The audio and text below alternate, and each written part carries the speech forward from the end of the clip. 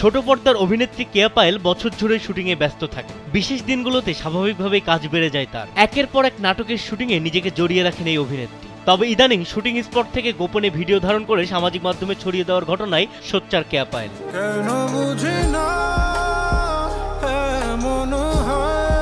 সম্প্রতি বিভিন্ন shooting spot থেকে গোপনে ভিডিও ধারণ করে সামাজিক মাধ্যমে ছড়িয়ে দেওয়ার ঘটনা ঘটছে। এতে স্পটে থাকা শিল্পীরা তাদের গোপনীয়তা হারাচ্ছেন। বিষয়টি নিয়ে উদ্বেগ প্রকাশ করেছেন অনেক শিল্পীরা। এবার এই প্রসঙ্গে কেয়া পায়েল বলেন, এটা খুবই বিরক্তিকর। দেখা যায় শুটিং চলছে, সেখানে শুটিং করছি বা রিহার্সেল করছি, আমি নিজেই জানি না সেসব ভিডিও ধারণ করে কেউ কেউ ফেসবুকে পোস্ট করছেন। এটি নিয়ে আমি শুটিংয়ে সোচ্চার।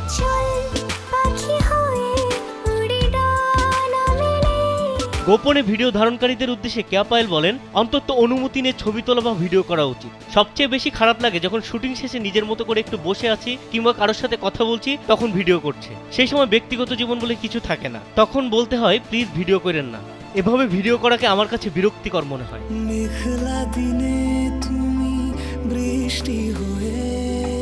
আসছে ভালোবাসা দিবসে একাধিক নাটক নিয়ে আসছেন কেয়া পায়েল। সবগুলো নাটকই তার কাছে বিশেষ এবং দর্শকরাও পছন্দ করবেন বলে আশাবাদী এই অভিনেত্রী। বিনোদন ডেস্ক, কালবেলা।